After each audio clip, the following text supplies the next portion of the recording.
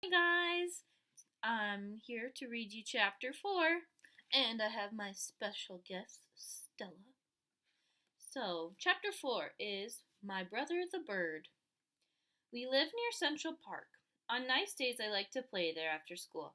I'm allowed to walk over by myself as long as I'm going to be with friends. My mother doesn't want me hanging around the park alone. For one thing, Jimmy Fargo has been mugged 3 times, twice for his bicycle and once for his money. Only, he didn't have any to give the muggers. I've never been mugged, but sooner or later I probably will be. My father's told me what to do. Give the muggers whatever they want and try not to get hit on the head. Sometimes, after you're mugged, you get to go to police headquarters. You look at a bunch of pictures of crooks to see if you can recognize the guys that mugged you. I think it would be neat to look at all those pictures. It's not that I want to get mugged because that could be really scary. It's just that Jimmy Fargo's always talking about his visit to police headquarters. My father got mugged once in a subway by 2 girls and a guy. They took his wallet and his briefcase. He still travels around by subway, but my mother doesn't. She sticks to buses and taxis. Both my mother and my father are always warning me to never talk to strangers in the park because a lot of dope pushers hang around there, but taking dope is even dumber than smoking, so nobody's gonna hook me. We live on the west side of the park. If I want to get to the zoo and the pony carts, I have to walk all the way through to the east side. Sometimes my mother walks across the park with Fudge. He likes the animals a lot, especially the monkeys. He also likes the helium filled balloons, but as soon as my mother buys him one, he lets it go. I think he likes to see it float up in the sky. My mother says that's a waste of money and she's not going to buy him any more balloons until he promises not to let go. On Sundays, the park is closed to traffic and you can ride your bicycle all over without worrying about being run down by some crazy driver. Even Fudge can ride. He has a little blue toddle bike, a present from my father's client. And when he's riding, he makes motorcycle noises. Vroom, vroom, vroom, he yells. In the fall, the leaves turn darker and drop off the trees. Sometimes there are big leaf piles on the ground. It's fun to jump around in them. I never saw bright red, yellow, and orange leaves until the day my father took us for a drive in the country.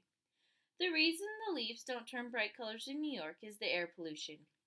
And that's too bad, because yellow and orange and red leaves look really neat. One nice sunny afternoon, I called for Jimmy Fargo and we went to the park. Jimmy is the only kid on my block who's in my class at school, unless you count Sheila, and I don't.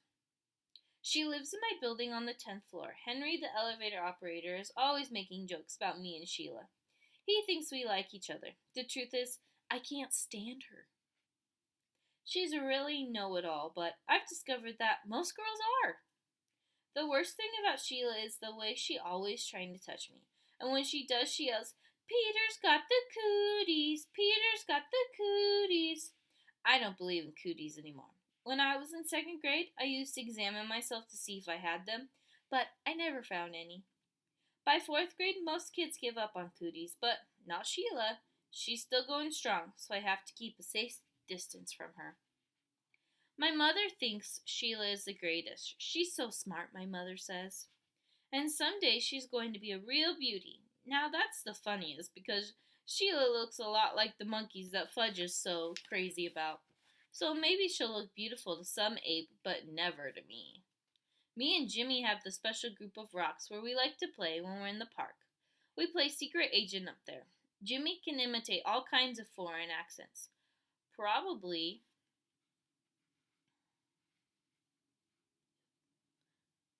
because his father's a part-time actor. When he's not acting, he teaches a class at City College. Today when we got to our rocks, who should be perched up there but Sheila? She was pretending to read a book, but I think she was just waiting for me and Jimmy to find out what we'd do when we found her on our own personal rocks. "Hey, Sheila," I said. "Those are our rocks." "Says who?" she asked. "Come on, Sheila," Jimmy said, climbing up. "You know me and Peter hang out here." "Too bad for you," Sheila said. "Oh, Sheila," I shouted, "go and find yourself another rock." "I like this one," she said, as if she owned the park. Why don't you two go find another rock?" Just then, who should come tearing down the path but Fudge. My mother was right behind him, hollering, "Fudgy, wait for Mommy!" But when Fudge gets going, he doesn't wait for anybody. He was after some pigeons. "Birdie, here, Birdie!" he called. The brother of mine loves birds, but he can't get it through his head that the birds aren't about to let him catch them. "Hi, Mom," I said. My mother stopped running. "Peter, am I glad to see you. I can't keep up with Fudge." Mrs. Hatcher, Sheila called, scrambling down from her rock. "I'll watch Fudge for you. I'll take very good care of him. Can I, Mrs. Hatcher?" "Oh, please." Sheila jumped up and down and begged some more. Jimmy gave me an elbow in his ribs. He thought that my mother would let Sheila watch Fudge, and then we'd be rid of her. We'd be free to play secret agent, but Jimmy didn't know that my mother would never trust Sheila with her dear little boy. Fudge, in the meantime, was screaming, "Come back, birdies! Come back to Fudgy!" Then my mother did a strange thing. She checked her watch and said, I do have to run back to the apartment. I forgot to turn on the oven. Do you really think you could keep an eye on Fudge for just 10 minutes? Of course I can, Mrs. Hatcher, Sheila said. I know all about babysitting for my sister. Sheila's sister, Libby, is in the 7th grade. She's about as beautiful as Sheila. The only difference is she's bigger. My mother hesitated. I don't know, she said. I never left Fudge before. She looked at me. Peter? What? Will you and Jimmy help Sheila watch Fudge while I run home for a minute? Oh, Mom, do we have to? Please, Peter, I'll be right back. I'll feel better if all 3 of you are watching him. What do you say? I asked Jimmy. Sure, he answered. Why not? But I'm in charge of Fudgy, aren't I? Sheila asked my mother. Well, I guess so, my mother said to Sheila. You probably do know more about babysitting. Why don't you all take Fudge over to the playground? Then I'll know where to find you. Swell, Mrs. Hatcher, Sheila said. Don't you worry. Fudgy will be just fine. My mother turned to Fudge. Now, you be good, boy, for 10 minutes. Mommy will be right back, okay? Good boy, Fudge said. Good. As soon as my mother was gone, Fudge took off. Can't catch me, he hollered. Can't catch Fudgy. Go get him, Sheila, I said. You're in charge, remember? Me and Jimmy horsed around while Sheila ran after Fudge. When she caught him, we decided we'd better go to the playground. Like my mother said, it was a lot easier to keep an eye on him in a smaller place.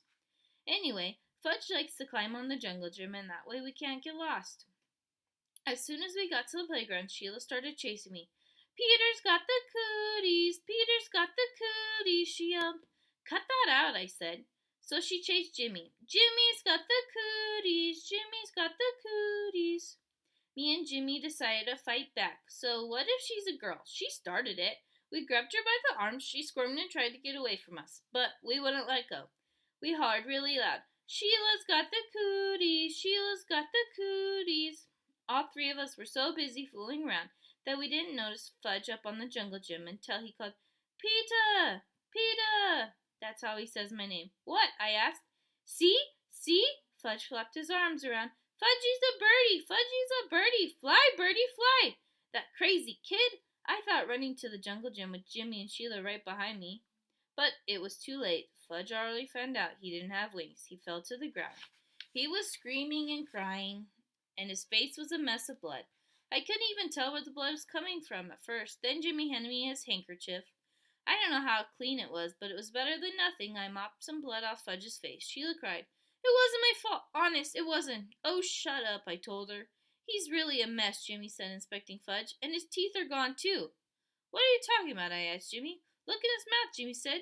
Now while he's screaming, see, he's got a big space where he used to have his front teeth. Oh, no, Sheila screamed. He's right. Fudge's teeth are gone. Fudge stopped crying for a minute. All gone? He asked. Open your mouth wide, I said. He did. I looked in. It was true. His top 2 front teeth were missing. My mother's going to kill you, Sheila, I said. Was I glad I wasn't left in charge of my brother? Sheila cried louder. But it was an accident. He did it himself. You better find his teeth, I said. Where should I look? Sheila looked. On the ground, stupid. Sheila crawled around looking for Fudge's teeth when I tried to clean him up some more. See, Fudge, and showing me all his wounds. Boo-boo here, and more boo-boo here. His knees and elbows were all scraped up. I'm going to get your mother, Jimmy hollered, running out of the playground. Good idea, I called. I just can't find them, Sheila said. Well, keep looking, I yelled. Honestly, Peter, there aren't any teeth here. All gone, Fudge asked again. Not all, I just told him. Just 2. Fudge started to scream. Want my teeth! Want my teeth! Jimmy must have met my mother on her way back to the park because it only took about 2 minutes for her to get there. By that time, a whole crowd of kids had gathered around him. Most of them were crawling on the ground like Sheila, looking for Fudge's teeth. My mother picked up Fudge. "Oh, my baby, my precious little love," she kissed him all over. "Show Mommy where it hurts." Fudge showed her all his boo-boos. Then he said, "All gone." "What is all gone?" my mother asked. "His top 2 front teeth," I said. "Oh, no," my mother cried. "Oh, my poor little angel." Sheila sniffled and said, "I just can't find them, Mrs. Hatcher. I've looked everywhere, but Fudge's teeth are gone." "He must have swallowed them," my mother said, looking into Fudge's mouth. "Oh, Mrs. Hatcher, how awful. I'm sorry. I'm really, really very sorry," Sheila cried. "What will happen to him?" "He'll be all right, Sheila," my mother said. "I'm sure it was an accident. Nobody's blaming you." Sheila started bawling again. My mother said, "Let's go home now." I thought my mother was pretty easy on Sheila. After all, she was left in charge. When we got home, Mom washed Fudge's cuts and scrapes with peroxide. Then she called Dr. Cone. He told her to take Fudge to our dentist, so my mother called Dr. Brown's office and made an appointment for the next day. When that was done, she gave Fudge some socks to play with. I went to the kitchen to have a glass of juice. My mother followed me. "Peter Warren Hatcher," she said, "I'm sorry that I can't trust you for just 10 minutes. "Me?" I asked. "Trust me?